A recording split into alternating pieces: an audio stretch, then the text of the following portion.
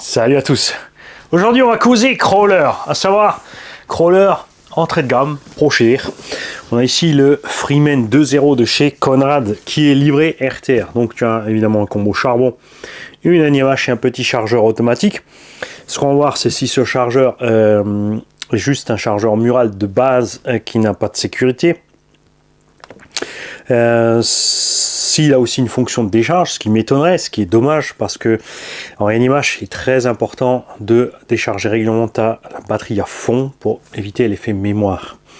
Si tu te contentes que de rouler, charger, les performances de la batterie vont rapidement s'écrouler. Ça, c'est un peu dommage. En crawler, bien sûr, ça se sent beaucoup moins que sur les engins où tu vas aller un peu plus vite. Donc là, tout se tient. La batterie est aussi relativement lourde par rapport à une lipo. Donc si tu la mets en avant, comme c'est le cas ici dans le châssis, c'est tout bénef. Ça reste du pot en haut, mais c'est déjà mieux. Le crawler, vous savez, c'est pas mon dada. De temps en temps, ça me prend. Après, je dis pas. Vous avez vu, de toute façon, j'ai les vidéos quand je suis parti en crawler. Après, c'est vrai qu'il se passe vite 1h30. Quand même. Mais au bout de 2-3 packs, voilà, c'est bon. J'ai fait le tour et je passe le chemin. Je pourrais en garder un là pour l'utilisation de temps en temps. C'est pour ça qu'on a ici depuis 2-3 ans un Rock Soccer qui est toujours pas monté. Cette machine, on l'a ici grâce à Gilbert qui est à La Réunion. Donc il a commandé chez Conrad, il l'a fait livrer chez moi et moi ensuite je vais lui faire continuer son chemin pour arriver à La Réunion. Différence majeure entre le 2.0 et le 1, ce sont les ponts portiques. Très pratique puisque tu rehausses ton carter au milieu, tu franchis mieux, ça remonte un peu les masses.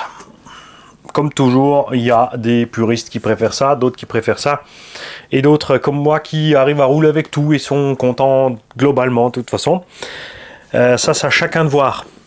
L'avantage de ces petits engins, donc là on est à 250 € RTR livré, c'est justement ça, c'est le prix.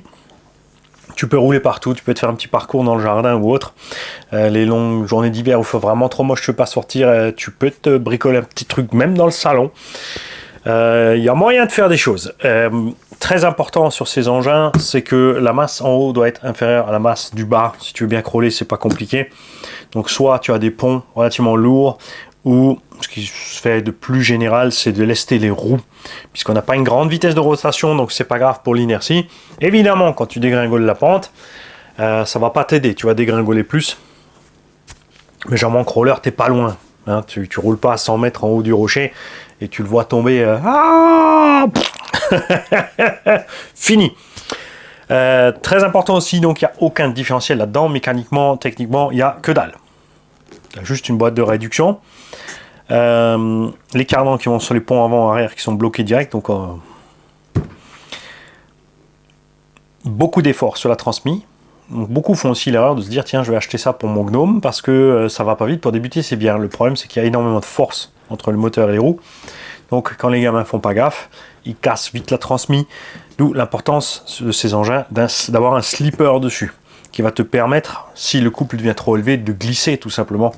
C'est juste une plaque de pression avec un ressort. Quand la pression devient plus grande que la force du ressort, ben, la plaque peut pousser le ressort et le disque au milieu peut glisser. Attention quand même, si vous êtes débutant, à bien avoir l'oreille pour ce slipper, parce que s'il est mal réglé, s'il patine trop, il va très vite se dégrader. Et s'il est mal réglé d'autre sens, c'est-à-dire trop serré, il ne va pas protéger votre transmise, vous allez casser plus vite. Même si, comme dit, en crawler, ça va un peu parce que tu peux jongler un peu. Avec grand plaisir, nous avons déjà eu des partages de gens qui connaissent déjà la machine. Donc, petite faiblesse sur les pignons d'attaque qui rentrent dans les diffs. Il y a des modifs possibles en mettant bien sûr des pignons d'autres marques avec un petit coup de lime ou autre. Et je te relis ça à l'utilité du slipper. Si ton slipper est suffisamment détendu, je pense que tu vas pouvoir bien économiser ces pignons d'attaque. Mais, bien sûr, en cas de franchissement extrême, ça va te poser un problème quand ça va glisser au lieu de pouvoir passer. C'est là que c'est important d'avoir des crawlers après plus solides avec une transmission vraiment méchamment solide. Quand tu as une roue coincée dans une ornière par exemple et que tu forces à fond jusqu'à tout bloquer, si ta transmission n'est pas assez solide, elle pète. Mais là on est dans l'entrée de gamme, donc il y a des choses à faire et des choses à ne pas faire comme toujours. Il n'y a pas de possibilité donc de débloquer des diffs. Il n'y a pas de boîte 2, il me semble, là-dessus. On va voir ça ensemble à l'intérieur, mais je crois pas. On voit pas de cerveau d'ici sur la photo. La Caro. Oh, ils ont fait un Sanyong Musso. Un truc un peu dans le genre Merco. Donc t'aimes ou t'aimes pas. Existe, je pense, avec plusieurs carreaux, ce Freeman 2 ou pas. Conrad ne sont pas habitués à faire 36 000 modèles dans la gamme. Donc à voir, je laisse les spécialistes nous en causer. Chez Conrad, c'est toujours emballé pareil, tu as ton petit sachet. C'est super minimaliste toujours l'emballage, mais c'est très bien puisque le carton, voilà, on s'en fout. Honnêtement. Chargeur, attention. Nous avons un chargeur qui a, pour une fois, une bonne bouillie. Il y a plein d'écritures dessus, mais on n'a que dalle. On a juste power et charging. Donc quand tu branches, ça va être au rouge. Quand c'est plein, ça va être au vert. C'est-à-dire qu'il n'a aucun système d'arrêt. Il charge quand même à 1 ampère. Et la question bizarre après est, est-ce qu'il va continuer à charger à 1 ampère quand la batterie est pleine?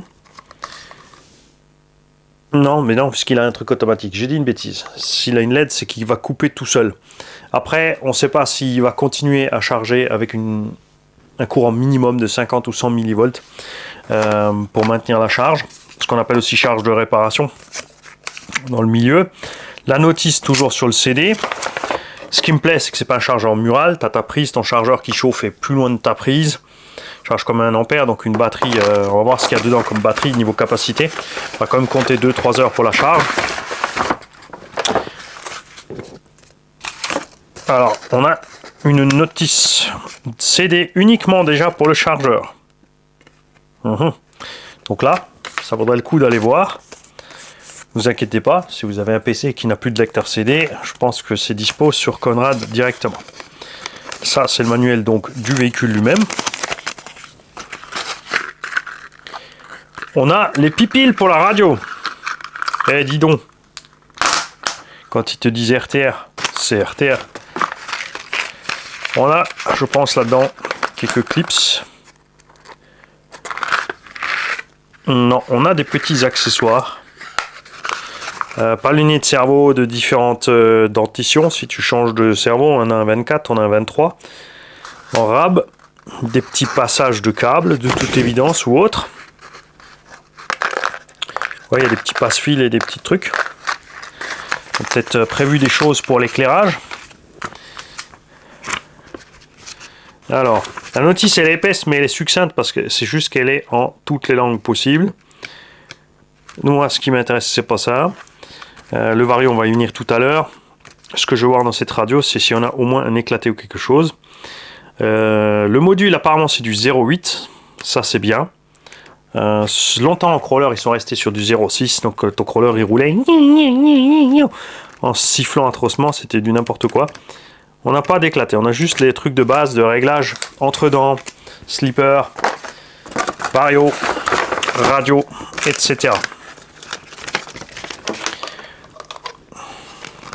Alors on va pas se servir de ça. On est en prise Tamiya. Je suis pas super fan.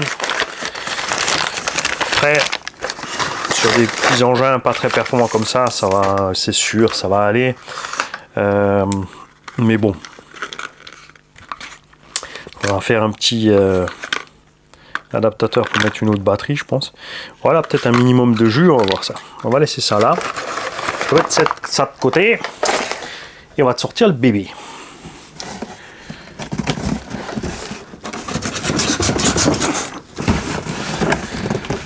Alors,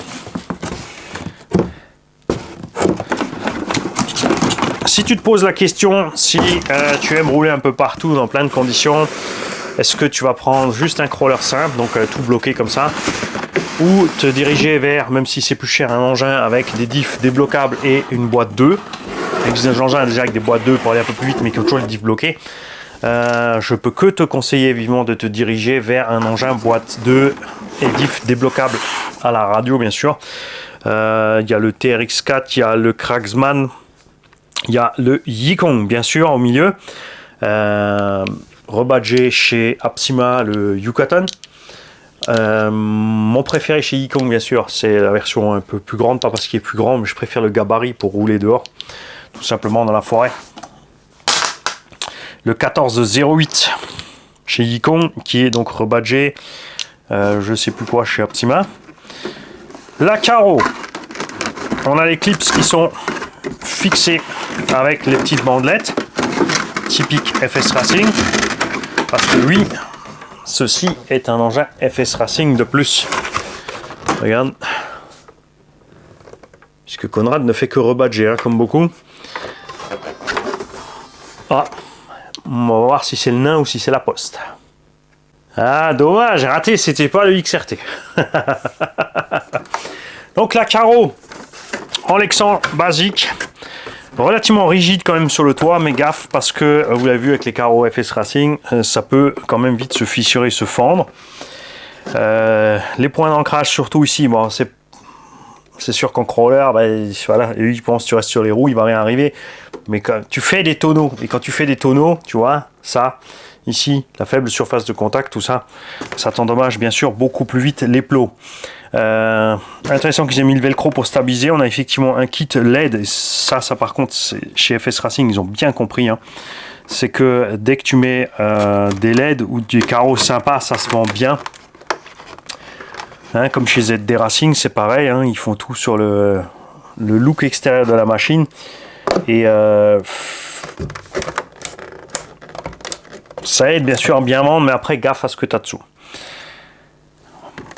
Bon, ça se décolle déjà un peu de partout. Si vous recollez ces petites pastilles et tout, il y a même, tiens, il y a un interrupteur séparé ici. Donc faites gaffe à ça, hein, parce que ça c'est le genre d'interrupteur qui n'aime pas la flotte. Si tu veux recoller ces petites pastilles, tout ça, fais gaffe. N'utilise bien sûr pas de la cyano, prends de la colle néoprène, quelque chose qui reste flexible. Parce que la cyano va te craquer la peinture, va durcir la carreau, ça va péter encore plus vite. On a une calandre avant complète, en plastoc vissé dedans, arrière aussi. Donc la carreau est quand même pas mal lourde. On a juste un cache de roue de secours, il n'y a pas de roue de secours dedans. Mais on a quand même déjà pas mal de poids. Ce qui donc n'est pas forcément bien si tu veux crawler à proprement dit. Vraiment de façon poussée. Tu vas bien sûr alléger au niveau de la carreau ou lester le bas. Si tu lestes énormément la carreau, tu vas avoir des réactions de suspension plus sympas puisque ça va peser plus sur tes suspects.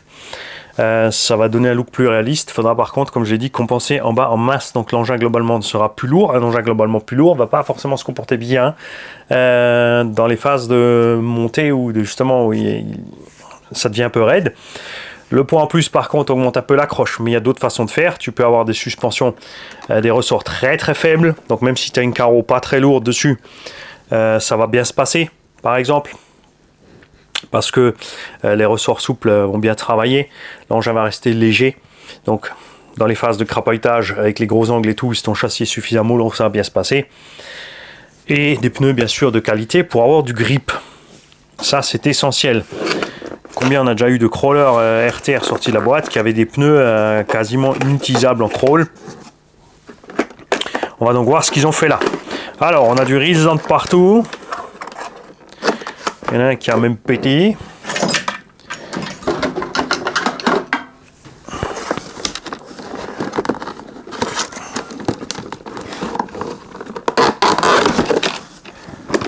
Hop. Hop. On va te sortir le châssis de là. Évidemment très léger. Le plus lourd c'est vraiment la batterie. La radio FlySky, celle-là elle est chouette, on l'aime bien. Bouge pas que je t'opère le Rilsan.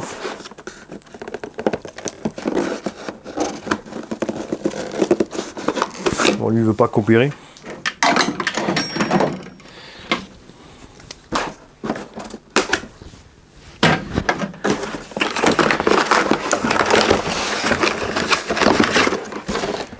Donc, radio FlySky, fiable, simple. Le switch sous le capot, j'aime bien, pas de risque de l'allumer par inadvertance. Trim de direction, trim de gaz, basta. Évidemment là c'est un crawler, mais globalement sur cette radio la seule chose qui manque c'est un dual rate gaz frein. Ça, ce serait top. En crawler aussi, ce qui est plus intéressant d'avoir plutôt qu'un dual rate de direction, ce sont les dual rates séparés, donc le butée gauche et droite à part, pour pouvoir bien régler ta direction, puisqu'on a des grands angles de débattement avec ces choses-là. Classique en crawler, beaucoup diront comme d'habitude, ouais, c'est une copie du Axial. L'Axial n'a pas inventé non plus cette architecture, il y en a plein qui le faisaient déjà avant. Donc c'est globalement ce qu'on trouve en crawler. On a un châssis en ce qu'on appelle poutre, donc 2 barres en ferraille, en tôle, en alu, en plastique, ça dépend des constructeurs. Ensuite, on a 2 ponts qui sont suspendus par 3 ou 4 liens selon le choix, avec ou sans barres, panhard ou barres anti-dévers. Donc à l'arrière, on a 4 liens, pas de barre anti-dévers. La barre anti-dévers sert à quoi? Elle empêche le pont de se balancer à gauche-droite quand tu as que 3 liens. Tu vois, là, il est bloqué. Il peut pas aller nulle part. On a un bon croisement. On a des ressorts qui gratouillent sur les trucs. Après, il est pas cher, on va pas tout lui vouloir. On a un pont tout petit. Regarde, en diamètre, c'est très très fin. Après, il faut que le plastique soit de bonne qualité pour pas que ça casse.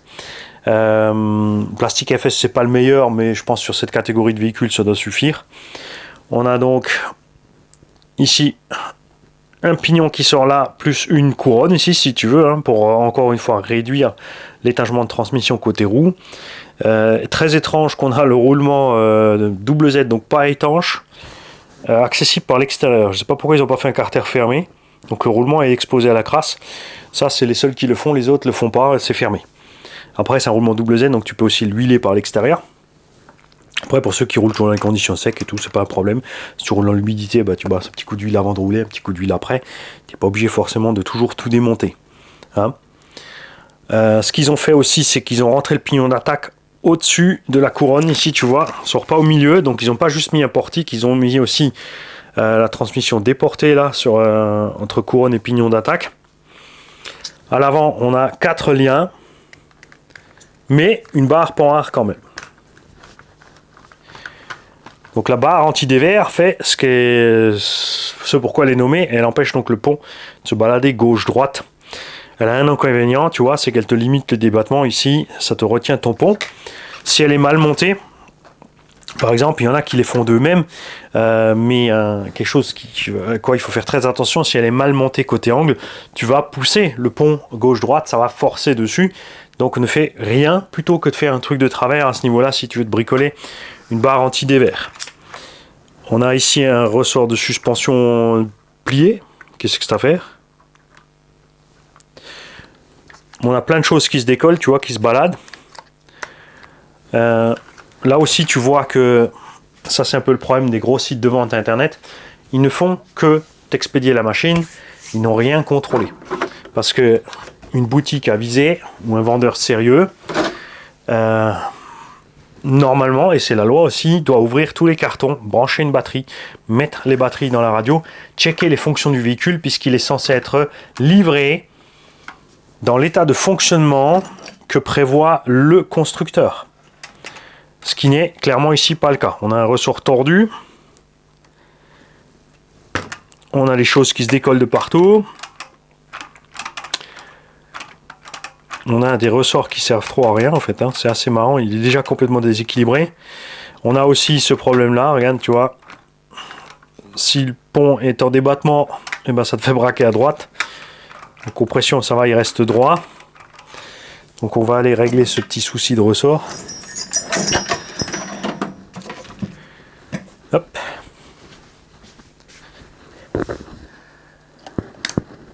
Ah, carrément, regarde. Bon, ça va pas le déranger grand chose, hein. Vu la souplesse du truc.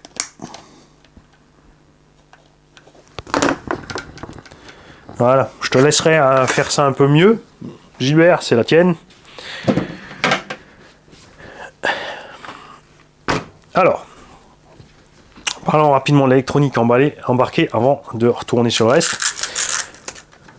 Batterie, donc NiMH 2000 mAh En crawler, ça permet quand même de rouler un sacré moment. Je pense qu'il y a facile quand même une demi-heure d'autonomie là-dedans. Hein. Ils ont bien précisé dans le bac Maxi 7.2 NMH ou 7.4 Lipo, puisque le Vario qui est là a 2 petits cavaliers. Donc tu choisis ton type de batterie Lipo ou NMH, il suffit de les déplacer, ou ton mode 1 ou 2. C'est-à-dire qu'il y a sûrement un mode full crawler et un mode normal, c'est-à-dire un mode où il va freiner, où il va, dès que tu vas lâcher les gaz, en fait, il va s'arrêter immédiatement. Donc ça, c'est ce que tu as besoin quand tu es vraiment juste en train de crapahuter. Ensuite, si ça t'évite de devoir utiliser ton frein, c'est-à-dire tu accélères, tu lâches tes gaz, le véhicule reste bloqué là où il est en frein à 100%, ou en mode normal. Est-ce qu'on a un petit mot là-dessus vite fait, sans devoir checker la notice? Donc, ou quand tu vas lâcher les gaz, il va rester en roue libre. Attention, roue libre, c'est un grand mot puisqu'il y a une grosse réduction là-dessus, donc de toute façon, l'engin va ralentir énormément. Hein. Alors, slipper.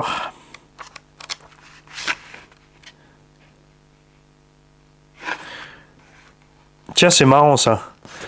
Sur la photo de Conrad ici, vous reconnaîtrez un clone de HPI Savage. Attention à morceau de mauvaise qualité, plastique de mauvaise qualité, transmission de mauvaise qualité. N'achetez pas ça ou alors roulez-le en 4S tranquille. Hein. Alors, où est l'épisode sur le petit cavalier? Là. Alors, cavalier mode A, ce cavalier vous permet de sélectionner le mode de fonctionnement mode 2, laissez ce cavalier sur la position mode 1. Je te le relis.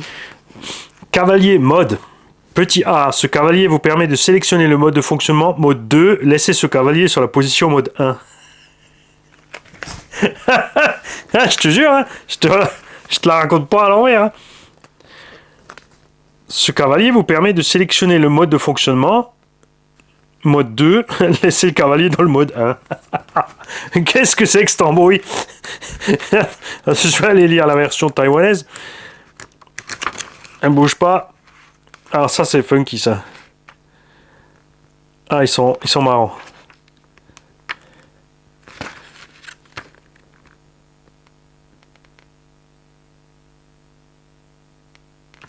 Et là il y a juste écrit donc en anglais Jumper A, donc use this jumper to select the operation mode, leave the jumper in the mode 1 setting. Donc ils te disent la même chose.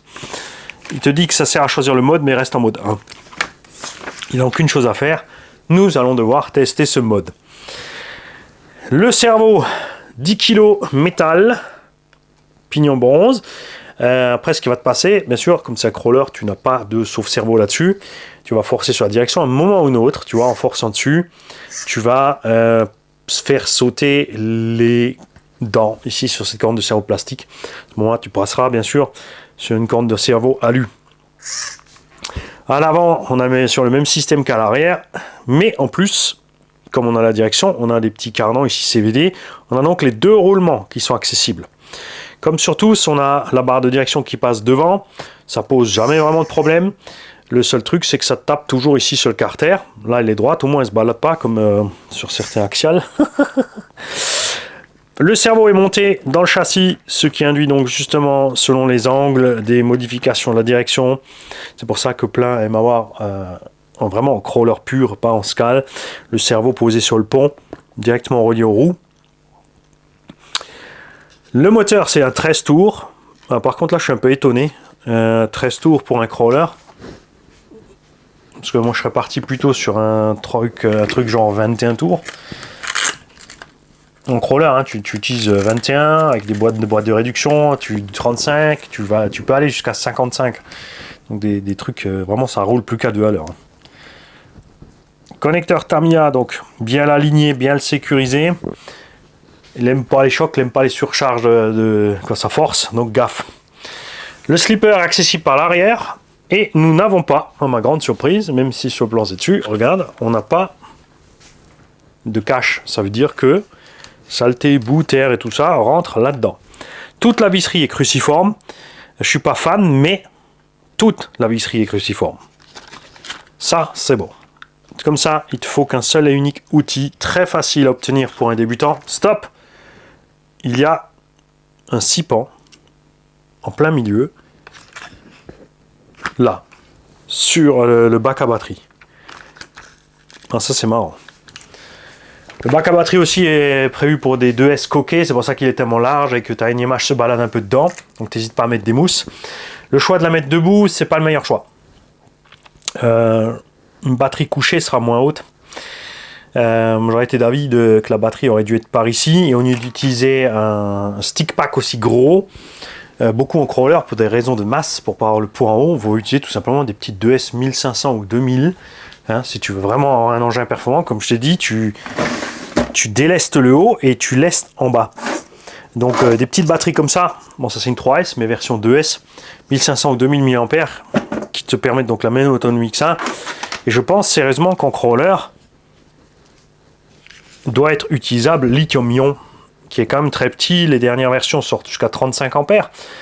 Je pense que ça doit suffire pour un crawler qui sert vraiment juste à ça. L'avantage du lithium-ion, c'est comme le NiMH, c'est sécurité totale d'utilisation, enfin quasi totale d'utilisation toujours pour les ptios par rapport au lipo. Donc n'oublie pas, si tu passes en lipo, de changer ton cavalier. Et nous maintenant, on va voir si on a assez de jus là-dedans, ou s'il va falloir que je bricole vite un...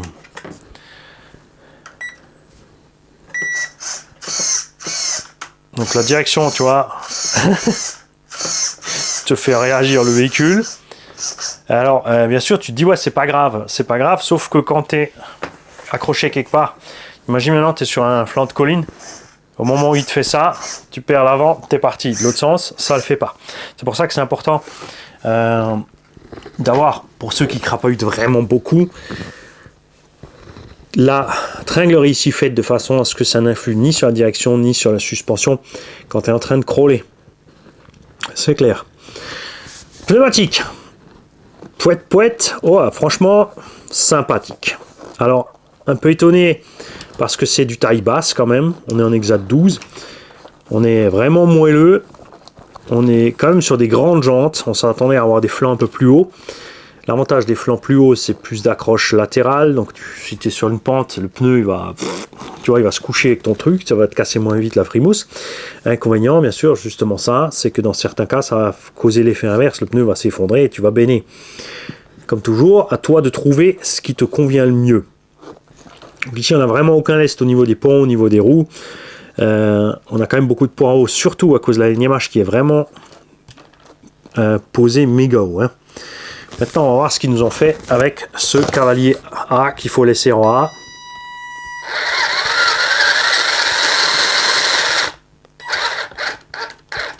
Ah, bravo, on est déjà en coupure. Ouais, on est en coupure. Et on est en frein automatique. Alors maintenant, ce qu'on va voir, je vais te mettre ça en mode 2. Alors le mode 2, tu sais quoi? À mon avis, c'est le mode bateau. Rigolez pas. Il y a plein de varios qui ont ça, c'est-à-dire c'est le mode marche avant-arrière. Direct. Ah mais attends, j'ai un truc que j'ai pas regardé. Ah, il veut plus. Ah. Alors. Ouais, du Tamiya, ça m'étonnerait que j'ai ça qui traîne quelque part. Qu'est-ce que c'est que cette affaire? Si, alors attends, on peut éventuellement...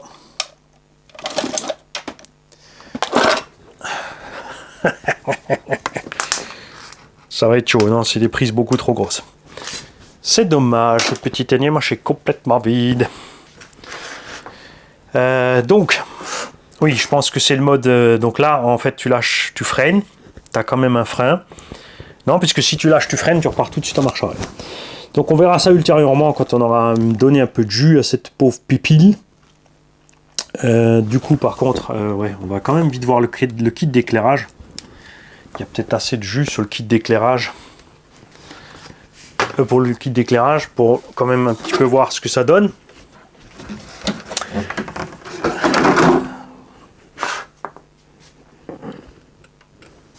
Bon, comme la batterie est vide, on verra pas non plus. Bon, Vmax, je pense qu'il faut s'attendre à un petit 10-13. Autre chose, je comprends pas ça.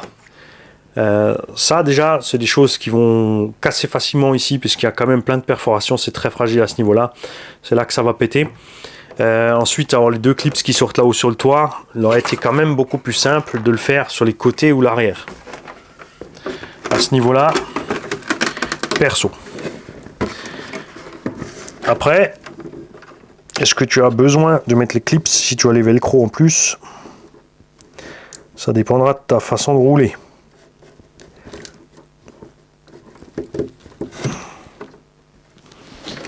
Alors là, et le petit switch là. Yes.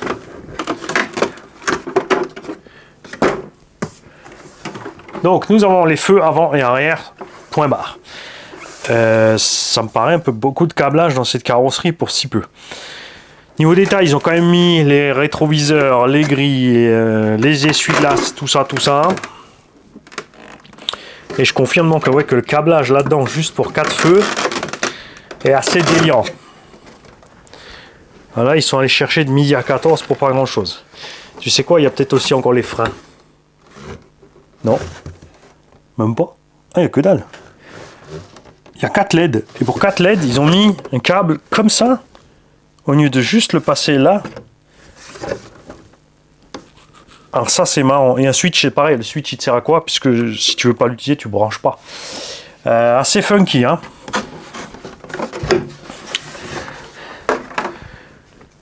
N'oublions pas de l'éteindre, sinon on va sucer la batterie à fond. Donc, moi, soit je vais aller me faire un petit adaptateur, soit je vais aller charger cette petite batterie.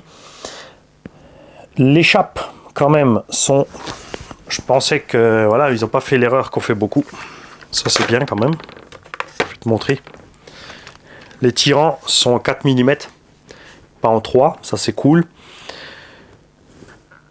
Ce qui est bien avec ce genre de tirant en crawler, c'est qu'il en existe plein de longueurs différentes. Tu peux te dépanner toi-même si tu en casses un avec une tige filetée, un tube que tu mets autour pour faire ta longueur.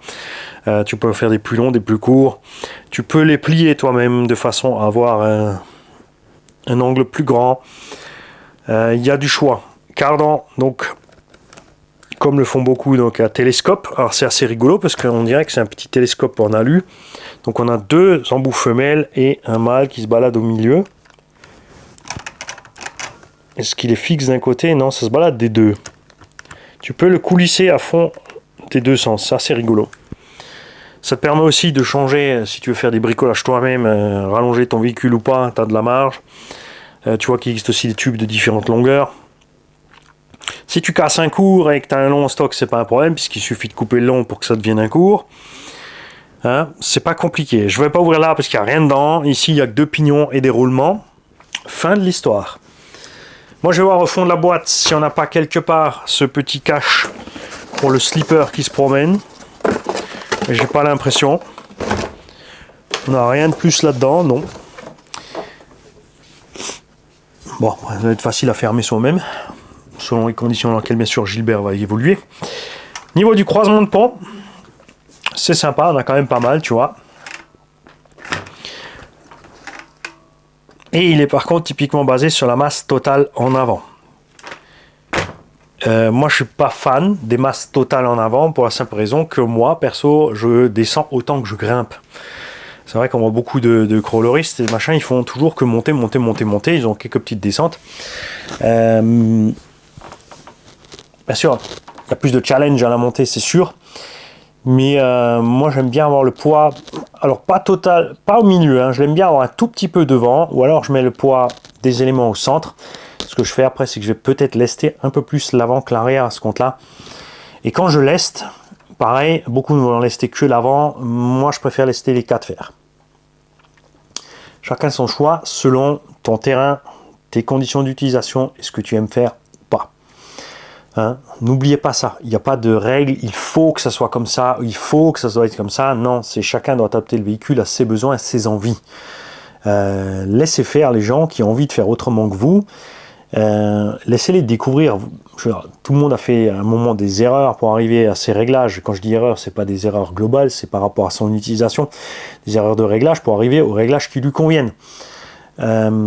Donc n'hésitez pas à conseiller ceux qui ne savent pas, mais n'essayez pas de leur imposer ce qu'il faut faire ou pas. J'ai notamment en tête quelqu'un qui s'était complètement surexcité sur les vidéos du TRX4.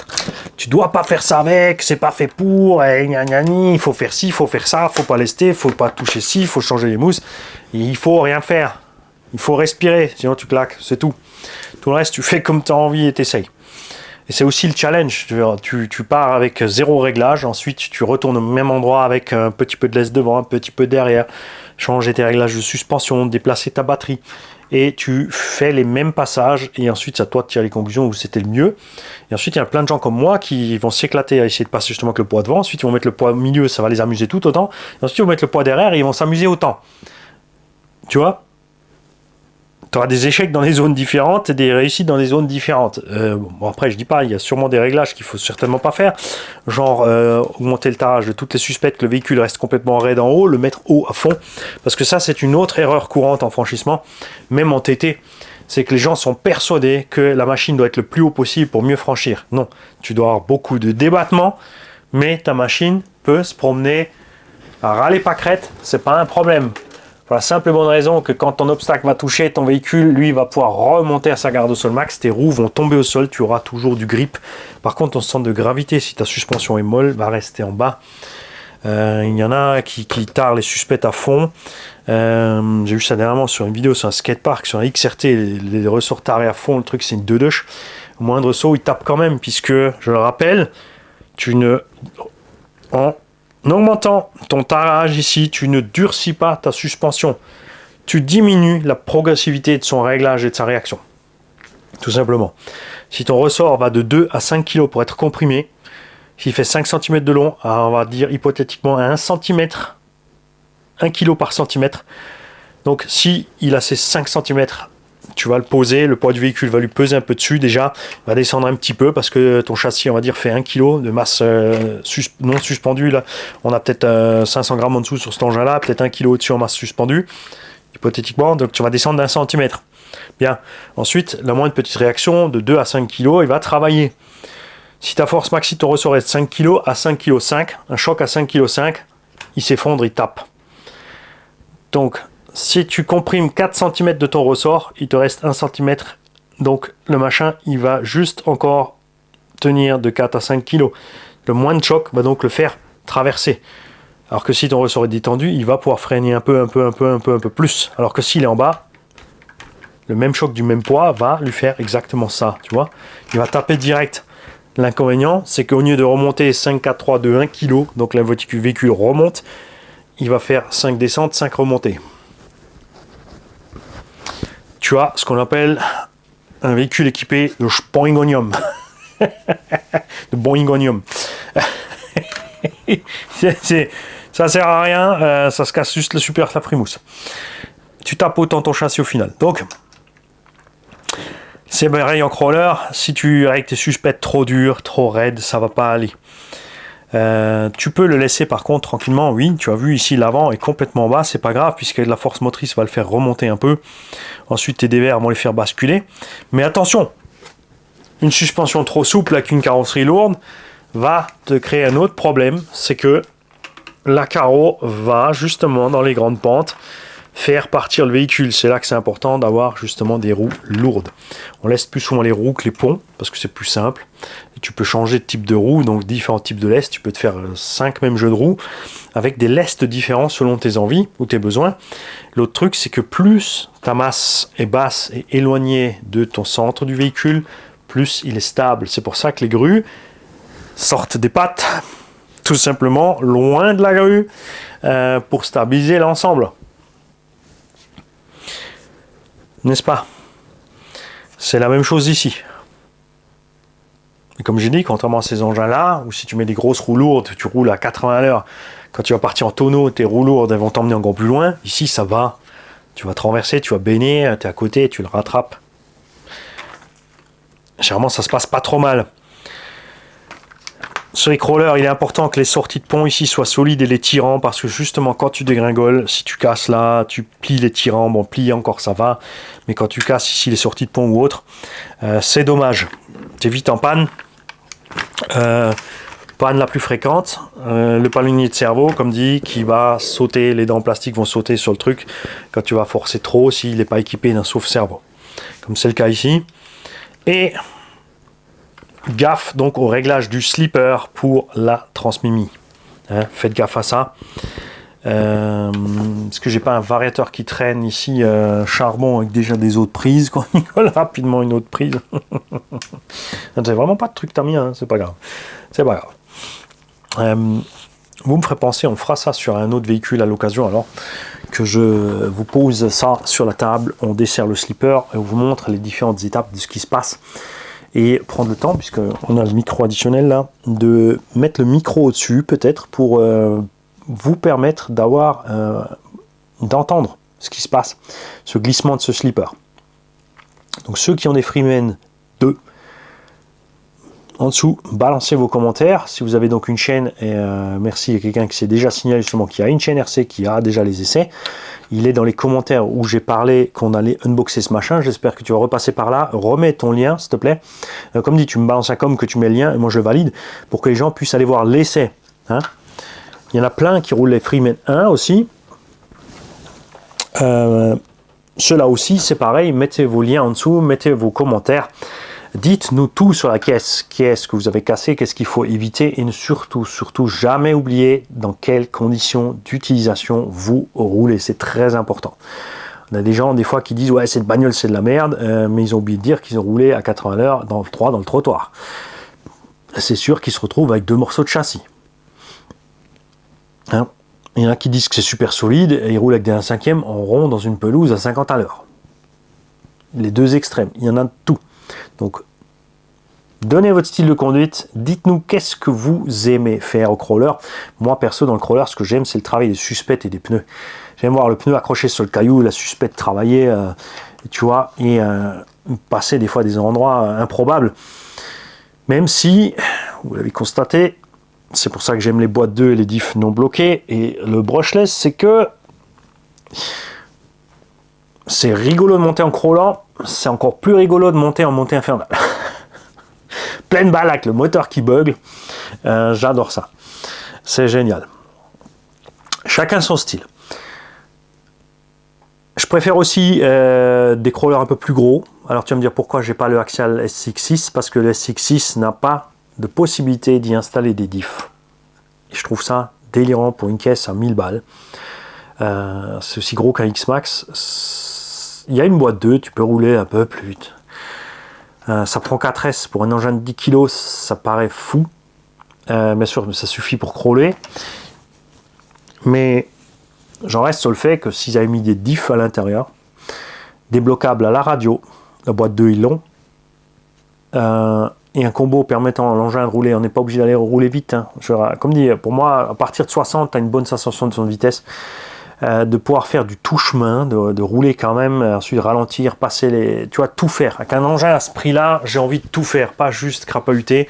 Même si tu peux rouler à 35-40, un peu plus, mais avec les diffs bloqués, la sensation de roulage n'est pas agréable.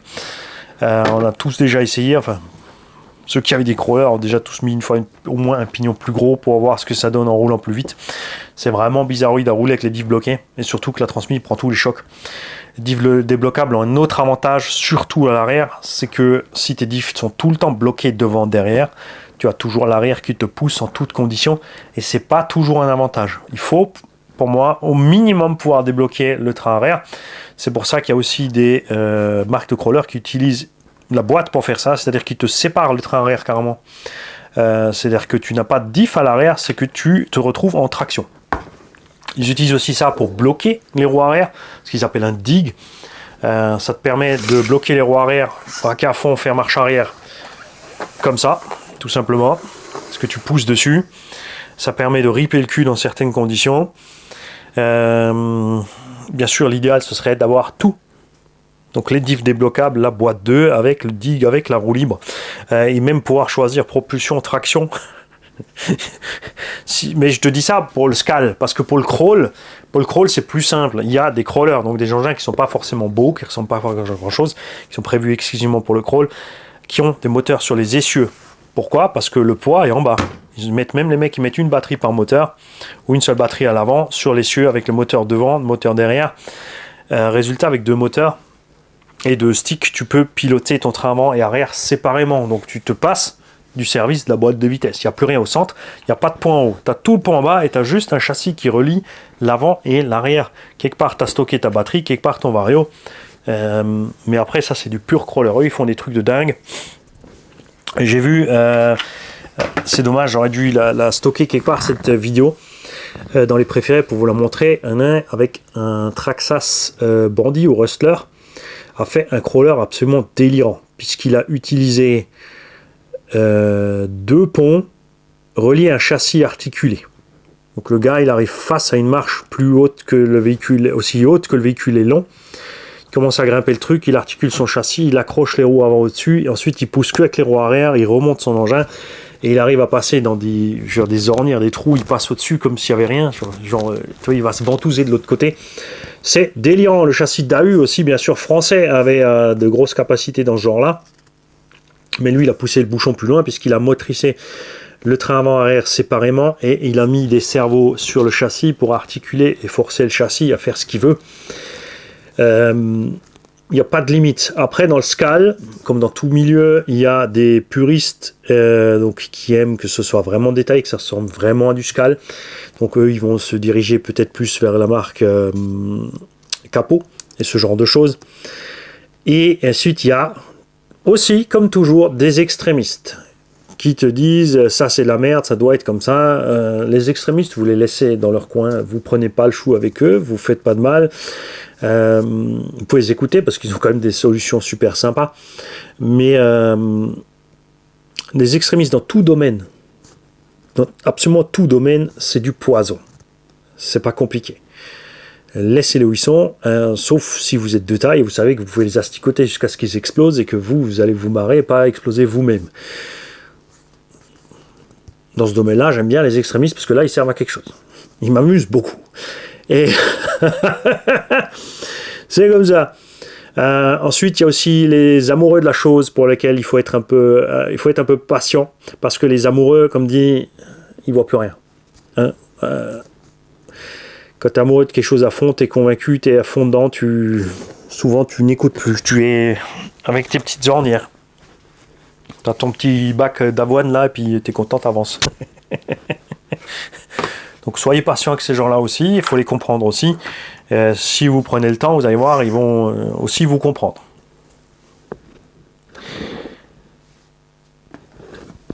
Côté pneumatique, un point important encore. En crawler, bien sûr, tu t'amuses pas à faire des trous dans ton pneu, sauf si tu roules toujours sur sec, parce que le problème quand tu vas faire des trous dans ton pneu, c'est que quand tu vas rouler la flotte, ça va rentrer, ça va plus sortir. Parce que là, tu roules doucement. C'est pas comme nous, on a des essoreuses, tu vois. Nous, on fait un trou dans la bande de roulement, on roule, là, ça sort. Là, tu vas essorer rien du tout. Tu vas éponger un max. Ça va t'aider à crapahuter, mais ça va sentir mauvais, ça va pourrir vite fait. Souvent, les pneus de crawler sont percés juste dans la jante ou étanches. Donc pense-y quand tu vas rouler la flotte à boucher ce petit trou. Et n'oublie pas une chose très importante, quand tu bouches les trous, tu crées une pression constante. Donc soit, ce que beaucoup font en crawler, ceux qui pressent un peu ce pneu avant de boucher, comme ça le pneu il reste en sous-pression. Phénomène moins grave aussi, évidemment, avec le soleil qui tape dessus, ça va augmenter la pression, le pneu va durcir. Donc tu vas perdre du grip, donc pense à enlever ton scotch de temps en temps, à laisser sortir l'air. À l'inverse aussi, si tu as trop de sous-pression parce que dehors ça gèle, tu as réglé ça chez toi dans l'atelier, tu es content, tu sors, il fait 0. À l'atelier, tu avais 20 degrés, ton pneu, il est dégonflé. En crawler, c'est moins grave parce que, comme dit, pas de grosse vitesse de rotation sur les gros engins, c'est un problème. Donc pensez à ça. Donc le message est clair, amusez-vous bien, prenez un crawler qui correspond à ce que vous avez envie de faire ou pensez que vous pouvez faire avec. Si vous n'en avez jamais vu, évidemment, c'est prudent de commencer par un engin RTR pas trop cher, plutôt que de mettre 500-600 € dans des engins plus conséquents comme Yikong, Traxxas, Axial et compagnie, et te retrouver avec un engin qui te plaît pas ou c'est pas ton délire et finalement c'est pas ce à quoi tu t'attendais. Libre à vous aussi si vous avez une autre RC avant de vous lancer dans l'achat d'un crawler. Prenez-vous le temps, sortez les diffs, fourrez ça d'huile très épaisse, 2 millions, 20 millions, pas trop, gaffe, hein, évidemment. Fermez ça, mettez le plus petit pignon possible. Si vous avez des moteurs avec différents KV, mettez le plus petit KV possible. Mettez une petite lipo, assouplissez vos suspensions. Laissez un peu l'engin sur le bas. Si ta jante est assez grande, utilise des plombs d'équilibrage automobile. Hein. C'est ce qui se fait aussi souvent en crawler, à l'intérieur sur la jante. Attention, ne faites pas que juste les coller. Hein. Ça peut se décoller. Pensez aussi à mettre ce qu'il faut pour les tenir. Attention par contre, ce que tu mets pour le tenir, ça influe sur le volume de la mousse, le plomb aussi. Pareil, trouve ton équilibre. C'est des choses à explorer. C'est pour ça que beaucoup se dirigent aussi tout simplement vers des jantes complètement en aluminium ou plus lourdes, parce que ça évite justement de toucher au volume de la mousse. Alors, je répète les bases, plus tu es léger en bas et plus tu es lourd en bas, plus c'est facile de crawler. Et donc tu peux utiliser n'importe quel de tes engins pour te faire des petites tentatives de crawl pour voir est-ce que tu vas accrocher à ça ou pas. Bien sûr, ça sera moins évident avec un buggy ou truggy qu'avec un monster. Par exemple, le Stampede est un engin qui se prête super bien à ça parce que sa garde au sol centrale est absolument délirante. Le Stampede est capable chez moi devant la maison de monter les marches de face. Il n'y en a pas beaucoup qui arrivent. Soit les tout gros, les autres c'est un petit peu en diagonale. En crawler c'est possible aussi. C'est pour ça aussi il y a une grosse différence entre le choix du vraiment pur scale. Tu vas te retrouver avec évidemment des soucis qu'ont les vrais engins. C'est justement d'accrocher au milieu ou sur certains endroits ou de baigner trop vite. Mais ça justement c'est le scale. En scale tu crawleras jamais aussi bien qu'un engin mixte où tu triches, où tu as planqué une garde-sol plus haute au centre, un châssis qui est taillé en V en dessous, en sabot, tout ce genre de choses. Il y a des gens aussi qui vont faire des attaques cardiaques parce que tu as une Jeep équipée de pompe portique et que ça n'existe pas, alors que tu as très bien pu passer chez un équipementier.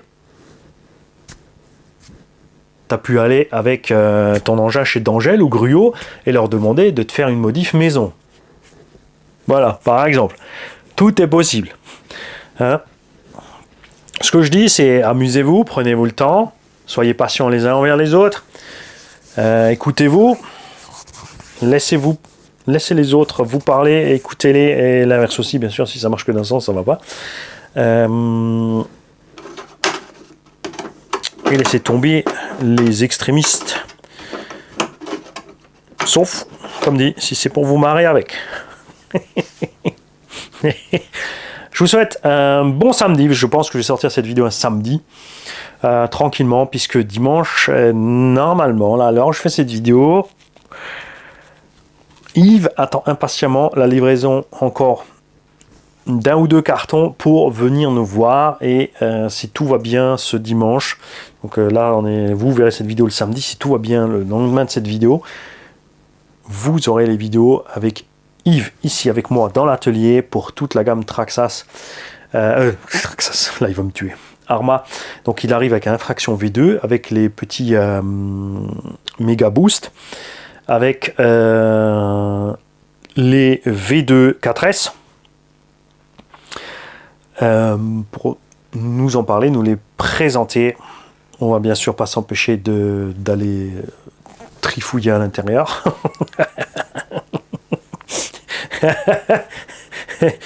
Si la vidéo n'est pas en ligne demain dimanche, vous aurez peut-être un autre unbox en attendant que ça arrive. Pareil pour l'XRT, hein, je veux dire, voilà, moi je fais l'unboxing des machines neuves le dimanche. J'aime bien me prendre le temps de vous faire ça. Évidemment, ça décale chaque fois d'une semaine, mais c'est pas parce que l'XRT sort aujourd'hui qu'il a boutique demain que je vais me dépêcher de vous faire la vidéo demain. Tranquille, on attendra dimanche d'après. Yves fait 500 km pour venir me voir, donc il passe en top priorité, c'est certain. Et puis je suis aussi curieux de voir ces Arma V2. Ce qui serait curieux aussi, c'est de voir débouler Arma en crawler. Ça pourrait être rigolo aussi. Ça n'arrivera jamais. Tu sais pourquoi? Parce que Horizon Hobby a acheté Axial aussi. Et c'est mon problème avec Horizon Hobby, c'est l'OSI reste sur la compète. Arma fait les engins de loisirs, pas de vrai monster truck du coup dans la gamme, puisque l'OSI en avait un, mais c'est un échec. Et ils utilisent Axial pour faire les crawlers. Donc ça nous diminue le nombre de concurrents dans cette catégorie. Quand une grande entreprise comme ça achète plein de marques, puisqu'ils ne se font pas de concurrence entre eux-mêmes, entre les marques, il se dispatche les groupes de choses. Heureusement donc du coup qu'on a Yikong qui arrive, KDM, HNR, de nouvelles marques chinoises qui vont un petit peu réveiller ça. Hein. Et comme dit, si vous êtes persuadé que ça c'est une copie d'un Axial, il existait des crawlers chinois longtemps avant que Axial n'arrive. Ils avaient déjà des 3 et 4 liens et déjà des châssis poutrelles et déjà ce genre de choses. Détendez-vous, ça va bien se passer, il y en a pour tout le monde. Salut à tous. Hop, vous allez où les gars? En fait, souvenez-vous, j'ai ouvert mon tiroir avant, j'ai dit j'en ai pas. J'ai le petit adaptateur qui va nous permettre de checker ce qui se passe avec ce Vario et de faire, bon, pas faire un essai spécialement, c'est tout dégueu dehors. Donc toi, tu t'en vas. Hop. Toi, tu vas là.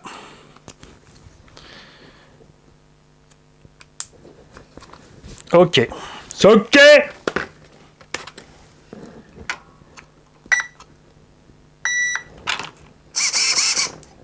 Bien. Alors, mon PPR, maintenant, plein gaz. Oula, oula, ouais. Ah ouais, alors là, le frein, la vache qui est brutal.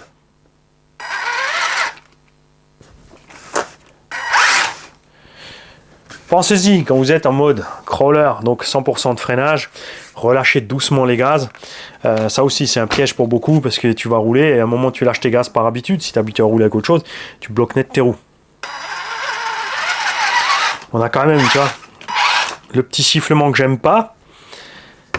Donc on est bien en frein auto. Et il claque la marche arrière direct. Wow, le sale bruit qu'elle fait la transmis. Wow.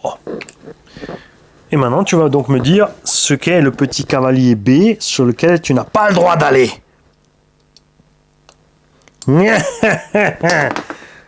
Ouf, fumée. Ah non, ça c'est pas ici, c'est dans le sud-ouest.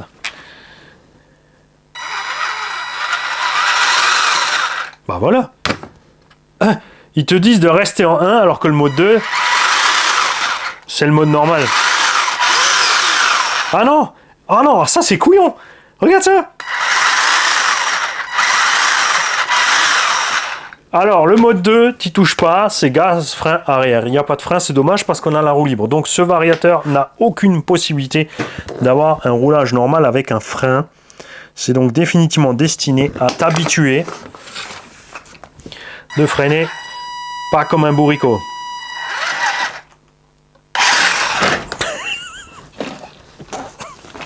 Quoi? J'ai rien fait. Alors, je vais t'y coller un petit obstacle pour voir. Hop, allez.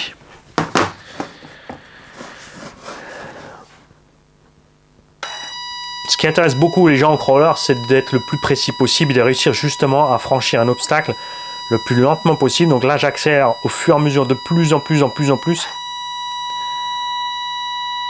Pas très progressif, ça vient du 13 tours. Hein. Tu vois? Je suis allé presque jusqu'à mi-gaz et tout d'un coup il s'est décidé à passer.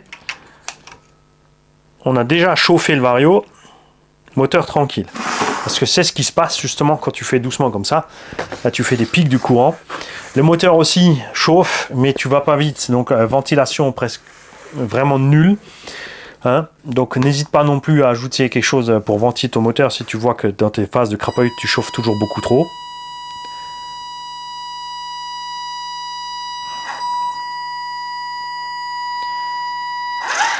Tu vois, là j'ai lâché dès qu'il a pris, ça n'a pas suffi, c'est un peu trop brutal.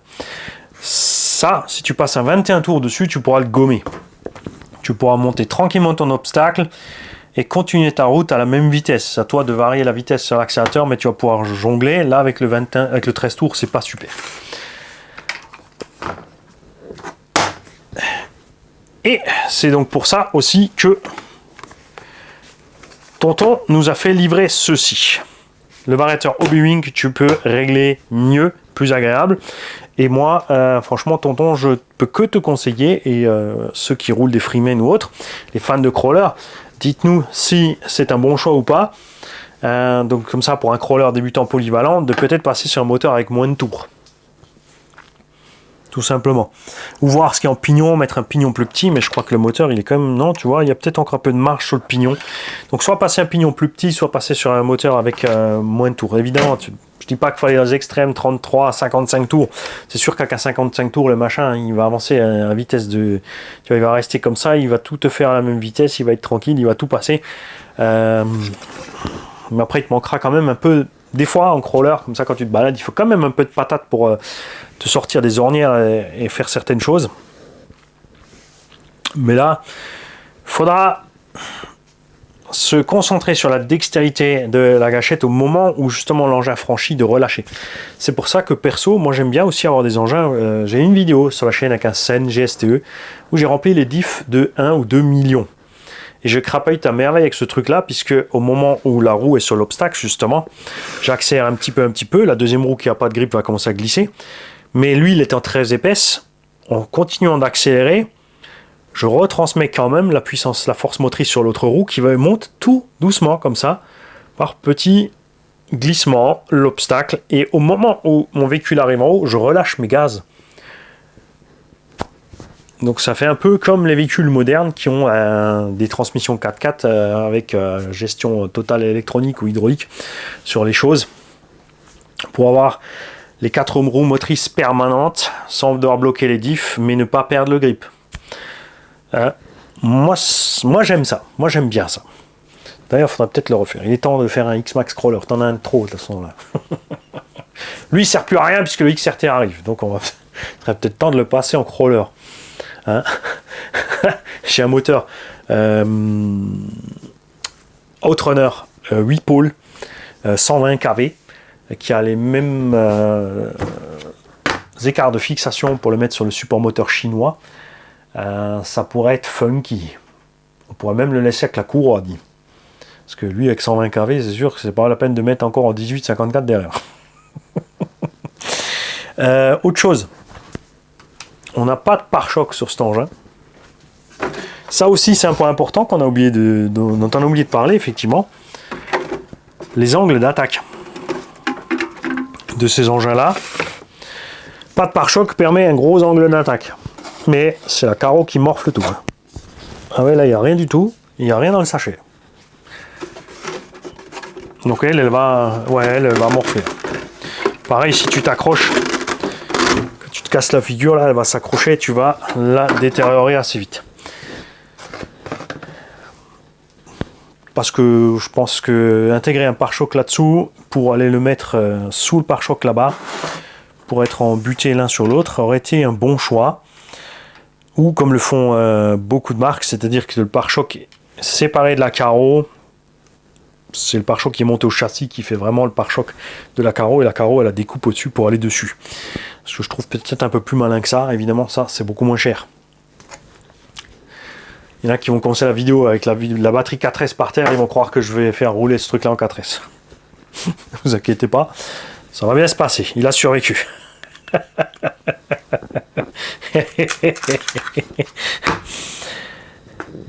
Moi je vais installer ça pour Tondong, comme ça il va pouvoir faire ses petits réglages lui qui veut bien. Avec ce Vario il pourra profiter justement du mode je lâche les gaz, je freine moi-même. En franchissement, les gars n'aiment pas ça puisqu'il y a un délai évidemment entre tu lâches les gaz et le moment où tu freines. Surtout que sur la plupart des Vario, quand tu roules doucement, tu freines, même si tu freines à fond, il va freiner doucement, conséquemment à la vitesse qu'il avait.